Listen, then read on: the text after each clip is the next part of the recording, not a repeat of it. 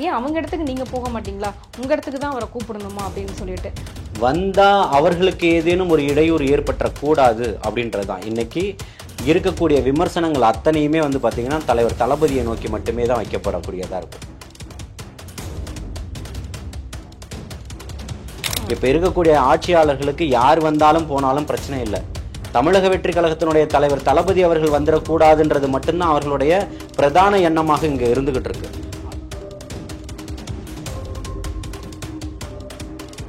நாங்க வந்து உங்களை சந்திக்கிறோம் அப்படின்றத தூய்மை பணியாளர்களே சொல்லியிருக்காங்க. நாங்களே வந்து அவங்க சந்திக்கிறோம். போராட்ட களத்தினுடைய ஒருங்கிணைப்பாளராக இருக்கக்கூடிய தோழர் பாரதி அவர்கள் இதை தெரிவிச்சிருக்கிறார்.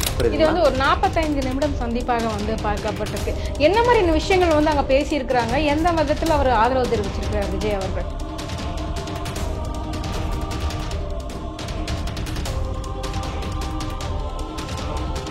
இப்போ நீங்கள் கேமராவை எடுத்துகிட்டு போனாலும் அங்கே குறைஞ்சபட்சம் தமிழக வெற்றி கழகத்தை சார்ந்த ஒரு 100 பேராவது அங்கே இருப்பாங்க.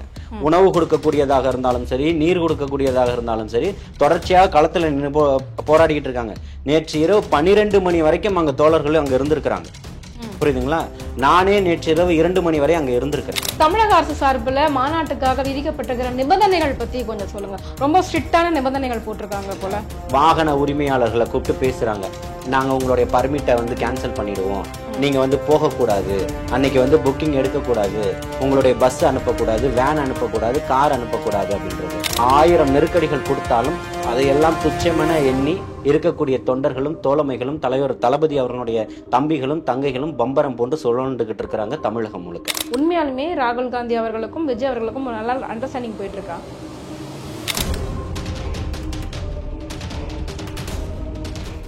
ஜாம்பவா நேர்களுக்கு வணக்கம். இன்றைய நேர்காணலில் நம்மோடு இணைந்திருக்கிறார் தாவேக்காவினுடைய ஆதரவாளர் திரு ஜலீல் அவர்கள். வாருங்கள் பேசுவோம். வணக்கம் சார். வாழ்த்துக்கள் சார். இப்போ தூய்மை பணியாளர்கள் போராட்டம் வந்து கொஞ்சம் இல்லாமல் நடந்துகிட்டு வருது. நிறைய கட்சிகள் அவங்களுக்கு ஆதரவு தெரிவிச்சுட்டு இருக்காங்க. பொதுமக்கள் சார்பில் இருந்தும் நிறைய சமூக ஆர்வலர்களும் வந்து ஆதரவு தெரிவிச்சுட்டு இருக்காங்க.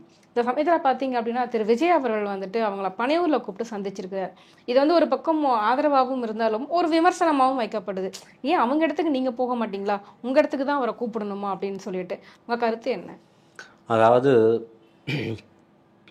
இங்கே என்ன பிரச்சனை அப்படின்றது தான் நீங்கள் முத பார்க்கணும்.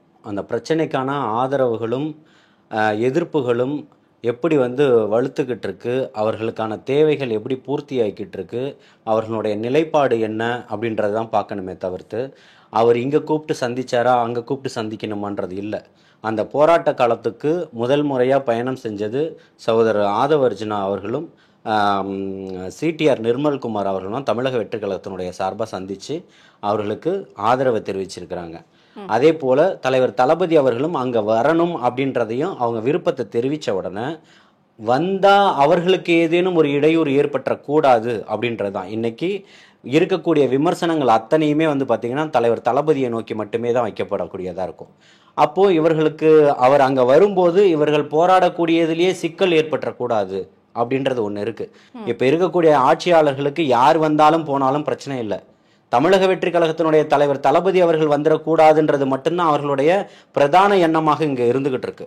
அவர் வந்துடக்கூடாது, மிகப்பெரிய ஒரு செய்தி ஆயிடும், அவர்களுக்கு வந்து அதை வந்து பெரிய அவமானம் போல நினைக்கிறதும் இல்லாமல் அதை வந்து ஒடுக்கணும் அப்படின்றதுல தான் நிறைய முனைப்பை காட்டிக்கிட்டு இருக்கிறாங்க.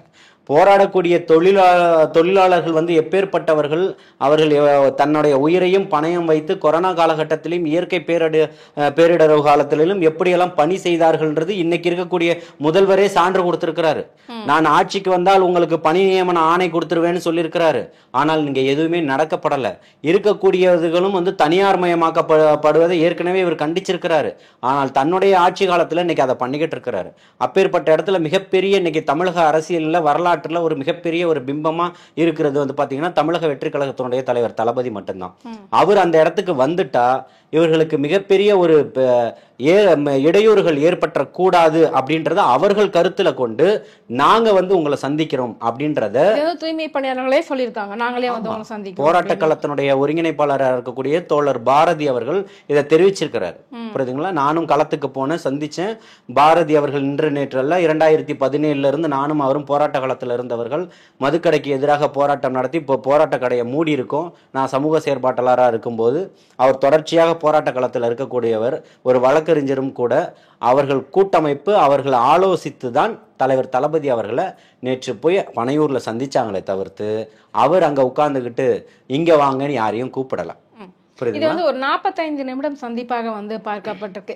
என்ன மாதிரி விஷயங்கள் வந்து அங்க பேசி இருக்கிறாங்க, எந்த விதத்துல அவர் ஆதரவு தெரிவிச்சிருக்கிறார் விஜய் அவர்கள்? 45 நிமிடங்களுமே வந்து அவர்களுடைய குமுறல்களை கேட்டிருக்கிறாரு. அவர்களுக்கு தேவையான உதவிகளை அவருக்கு என்ன மாதிரி அரசியல் அழுத்தம் கொடுக்கணுமோ அத்தனைக்கும் நான் தருவதற்கு தயாராக இருக்கிறேன். 2020 இந்த ஆட்சி காலத்தில் அது செய்யாவிட்டாலும் 2026 தமிழக வெற்றி கழகத்தினுடைய ஆட்சி நிச்சயமாக அமையும். அப்போ நான் உங்களுக்கு அத்தனையுமே பண்ணி தருவேன்றதும், இந்த ஆட்சி காலத்திலேயே அதை வாங்கியறணும், உங்களுடைய போராட்டம் வெற்றி பெறணும்ன்றத வாழ்த்துக்களையும் சொல்லியிருக்கிறார். உங்களுடைய போராட்டத்துக்கு எங்களுடைய தமிழக வெற்றி கழகம் முழு உறுதுணையாக இருக்கும்ன்றதை தெரிவிச்சிருக்கிறார். இது வந்து பாத்தீங்க அப்படின்னா தமிழக வெற்றி கழகம் ஆட்சிக்கு வந்தா அவங்க கோரிக்கைகள் நிறைவேற்றப்படும் அப்படின்றது இது சமயம் கிடைக்கும் போது ஒரு பிரச்சாரம் பண்ற மாதிரி இல்லையா? இல்லை, இப்பவும் சொல்றோம், இப்போ உங்களுடைய போராட்டம் வெற்றி பெறுவதற்கு முழு ஆதரவையும் நான் தருவேன். என்னெல்லாம் செய்யணுமோ தமிழக வெற்றி கழகம் உங்களோடு இருக்கும், தோளோடு தோழமையாக நின்று போராட்ட களத்தில் நிற்கணும்னு சொல்லியிருக்கிறாரு. இப்போ நீங்க கேமராவை எடுத்துட்டு போனாலும் அங்க குறைஞ்சபட்சம் தமிழக வெற்றி கழகத்தை சார்ந்த ஒரு 100 பேராவது அங்க இருப்பாங்க. உணவு கொடுக்கக்கூடியதாக இருந்தாலும் சரி, நீர் கொடுக்கக்கூடியதாக இருந்தாலும் சரி, தொடர்ச்சியாக களத்தில் நின்று போராடிக்கிட்டு இருக்காங்க. நேற்று இரவு 12 மணி வரைக்கும் அங்க தோழர்கள் அங்க இருந்திருக்கிறாங்க. புரியுதுங்களா? நானே நேற்று இரவு 2 மணி வரை அங்க இருந்திருக்கிறேன். இதுதான் சாட்சி. யாருமே வந்து இங்க எதுக்காகவும் பின்வாங்கல. இதை வைத்துதான் ஒரு அரசியல் பிரச்சாரம் செய்யணும்ன்ற எந்த ஒரு தேவையும் தலைவர் தளபதி அவர்களுக்கு எந்த இடத்துலையுமே வந்ததில்லை. இதை வச்சுதான் இதை வந்து ஒரு ஓட்டா பாத்தரணும், இதை வந்து ஒரு அரசியலா மாத்தணும் அப்படின்ற எந்த எண்ணமும் கிடையாது. அப்படி பண்ணியிருந்தா ஒரு நாளைக்கு அன்னைக்கே போய் அவர் நினைச்சப்பவே அவங்களுக்கு எந்த தகவலும் கொடுக்காமலே போய் நின்றுக்கலாம். புரியுதுங்களா? திரும்பவும் சொல்றேன், அவர்களுக்கு ஏதேனும் இடையூறு வந்துடக்கூடாதுன்றதுல இருக்கக்கூடிய இப்போ அதுக்காக பொறுப்பேற்றுக்கிட்டு இருக்கக்கூடிய பி.கே. சேகர் பாபுன்னு சொல்லக்கூடிய அமைச்சர் இவர்களை எப்படி இங்க இருந்து கலைக்கிறது அப்படின்றதுலதான் முனைப்போடு இருக்கிறாரு. கோஷங்கள் போடும்போது முதலமைச்சரை எப்படி நீங்க விமர்சனம் பண்ணி பேசுவீங்க? அவருக்கு அதுதான் மிகப்பெரிய ஒரு விஷயமா இருக்கு. அப்போ இவர்களுடைய வாழ்வாதார பிரச்சனையும் ஜீவாதார பிரச்சனையும் அவர்களுக்கு செவிக்கு எட்டல. தன்னுடைய முதல்வரை பேசிட்டாங்களே அப்படின்றது மட்டும்தான் இருக்கு. இங்க ஆட்சியாளர்கள் யாராக இருந்தாலும் பாதிக்கப்படக்கூடிய மக்கள் அவர்கள் நோக்கி தான் கேள்வி கணைகளை கேட்பாங்க. இது கடந்த கால அரசியல்ல நடந்த வரலாற்று பதிவு தானே தவிர்த்து இங்க புதுசா யாரும் எதுவுமே பேசிடல.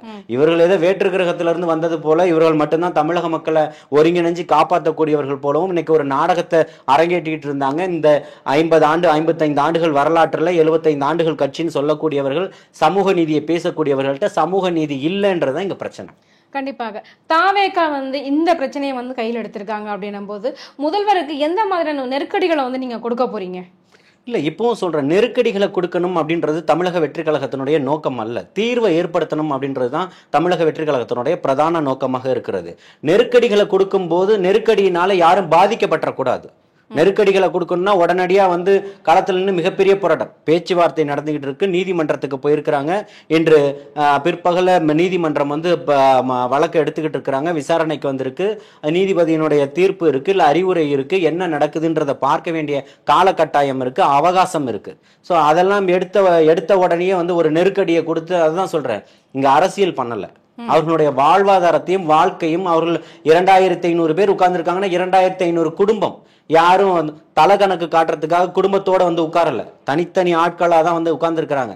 ஆனா பொய் பிரச்சாரம் செய்வதில் திமுக காரர்களை ஒருபோதும் அடிச்சுக்க முடியாது. அப்பேற்பட்ட திமுக காரர்கள் யாரோ வந்து உட்கார்ந்து இருக்கிறாங்க, இந்த வேலையில செய்யாதவர்கள்லாம் வந்து உட்கார்ந்து இருக்காங்கன்ற ஒரு மாயையை கட்டமைக்குது.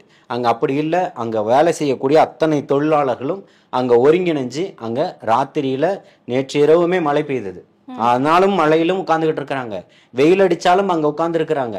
அவங்க எப்படி தூங்குறாங்கன்றது கூட அங்க போய் பார்த்தீங்கன்னா நல்லா தெரியும். அப்பேற்பட்டவர்களை அந்த போராட்ட காலத்தை கொச்சைப்படுத்தணுன்றதா இவர் சேகர் பாபு அவர்களுடைய வேலையா இருக்கு. கண்டிப்பாக. இப்போ அந்த மாநாடு விஷயத்துக்கு வருவோம். மாநாடு பணிகள் எந்த அளவுக்கு வேகமா நடந்துகிட்டு இருக்கு, அங்க என்னென்ன சிறப்பு அம்சங்கள் அப்படின்னு சொல்லுங்களேன் முதல்ல. இல்லை, சிறப்பம்சம் அப்படின்றதுக்கு வந்து இது வந்து ஒரு இப்பவும் சொல்கிறேன், மாநாடுல வந்து தலைவர் தளபதி அவர்களுடைய உரை தான் மிகப்பெரிய சிறப்பம்சம். அங்கே கூடக்கூடிய மக்கள் தான் மிகப்பெரிய பிரம்மாண்டம். அதுதான் மிகப்பெரிய ஒரு எழுச்சி. இந்த 2026க்காக தமிழக வரலாற்றில் இதுவரைக்கும் 75 ஆண்டுகள் இந்த அரசியல் கட்டமைப்பில் இருக்கக்கூடியதில் சுதந்திர இந்தியாவில் இன்னைக்கு தமிழகத்தில் நாளொரு மேனியும் பொழுதொரு வண்ணமுமா இங்கே நடக்கக்கூடிய அக்கிரமங்களையும் மக்களுடைய வாழ்வாதார பிரச்சனைகளும் சமூக நீதி கேள்விக்குறியானதுக்கு அப்புறமும் ஒவ்வொருத்தருடைய ஏழைகளாக இருந்தாலும் சரி, விவசாயிகளாக இருந்தாலும் சரி, கூலி தொழிலாளர்களாக இருந்தாலும் சரி, மாணவர்கள் பிரச்சனையாக இருந்தாலும் சரி, இளநிலை ஆசிரியர்களாக படித்த பட்டதாரி ஆசிரியர்களுடைய பிரச்சனைகளாக இருந்தாலும் சரி, செவிலியர்கள் போராட்டமாக இருந்தாலும் சரி, டாக்டர் மருத்துவர்களுடைய போராட்டமாக இருந்தாலும் சரி, மாணவர்களுடைய போராட்டமாக இருந்தாலும் சரி, இப்படி எண்ணற்ற ஒவ்வொன்றும் அடுக்கிக்கிட்டே போய்கிட்டு இருக்கலாம். அத்தனை விவசாயிகள் போராட்டங்களாக இருந்தாலும் சரி, தன்னுடைய நிலத்தை காப்பாற்றணும்னு நினைச்சிட்டு இருக்கனுடைய போராட்டமாக இருந்தாலும் சரி, இப்பேற்பட்ட குமர்களுக்கு நடுவுல இன்னைக்கு இருக்கக்கூடிய ஆண்ட இருவருமே போதும், நம்ம 2026 மிகப்பெரிய ஒரு மாற்றத்தை உருவாக்கணும், அது மக்களாட்சியா இருக்கணும் அப்படின்றதான் தமிழக வெற்றி கழகத்தினுடைய பிரதான நோக்கமாக இருக்கு. அதனுடைய பிரதிபலிப்பா தான் 2026 வரணும்னு சொல்லி கடந்த ஆண்டு கட்சியை துவக்கியிருக்கிறாரு தலைவர் தளபதி அவர்கள். அதுல எந்த தொய்வும் இல்லை.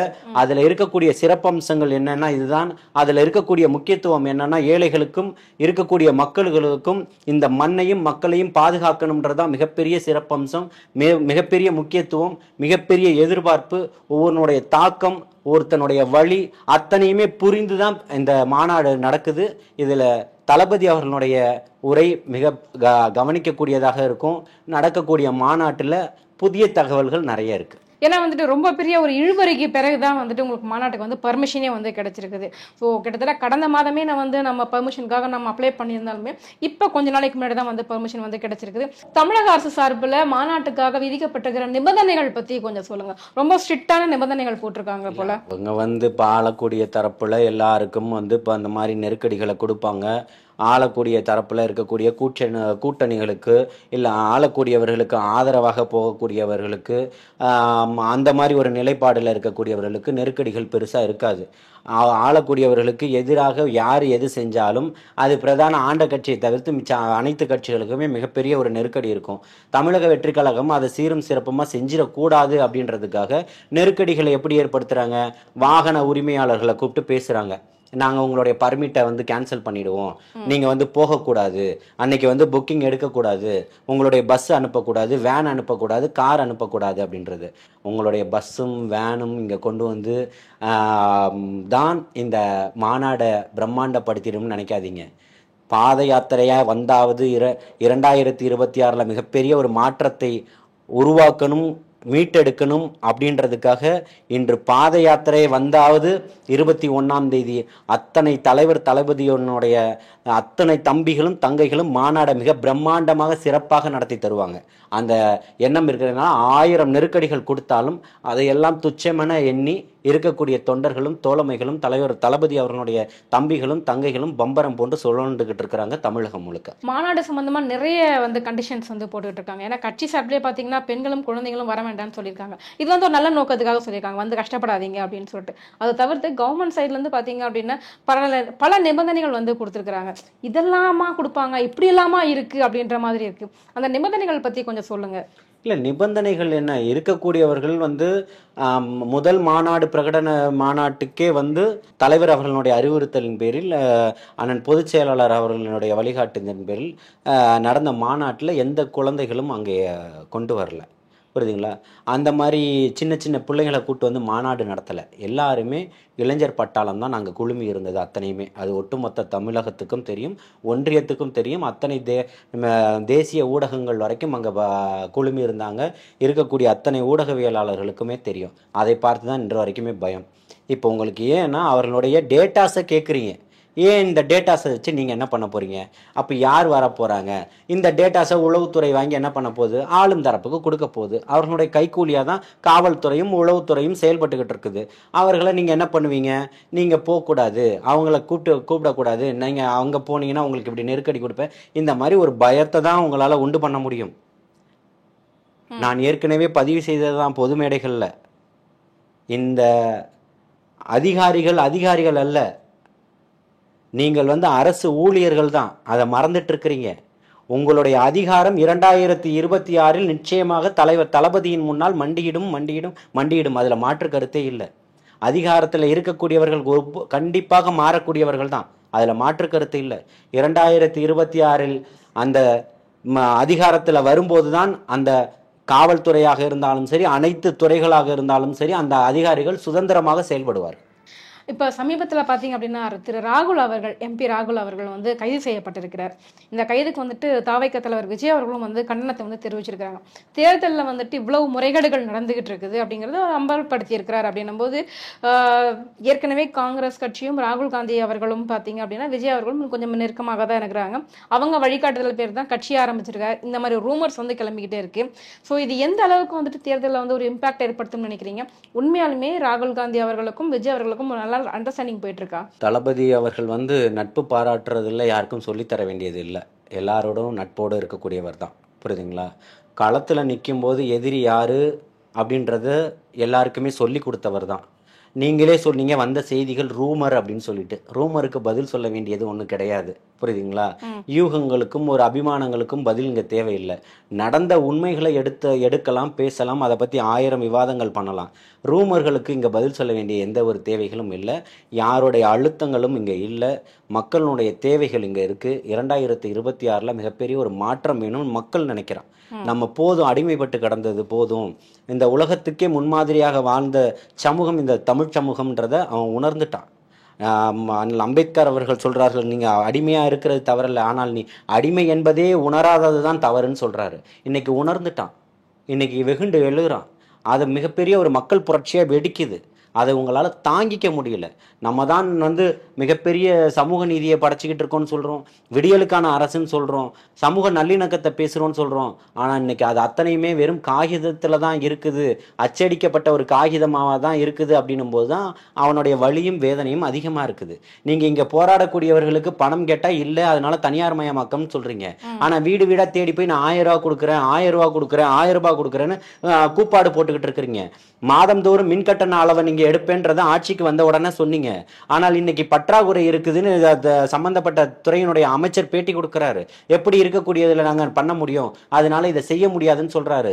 டாஸ்மாக் கடைகளை மூடிடுவோம், அப்படி யார்த்தாலையும் மாறாதுன்னு சொன்னாங்க. ஆனா இன்னைக்கு எப்படி டாஸ்மாக் கடையை மூடிட்டு எப்படி அரசாங்கத்தை நடத்துறதுன்னு கேள்வி கேட்கறீங்க.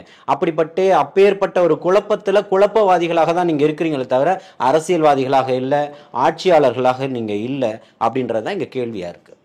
இந்த ராகுல் காந்தி முன் வச்சிருக்கிறாரு இல்லைங்களா தேர்தல் கமிஷன் சம்பந்தமாக முறைகேடு, இந்த முறைகேட்டை வந்து தாவேகா எப்படி பாக்குது சார்? முறைகேடா தான் பார்க்க முடியும். வேற எப்படி பார்க்கணும்னு நினைக்கிறீங்க? அது முறைகேடு தானே.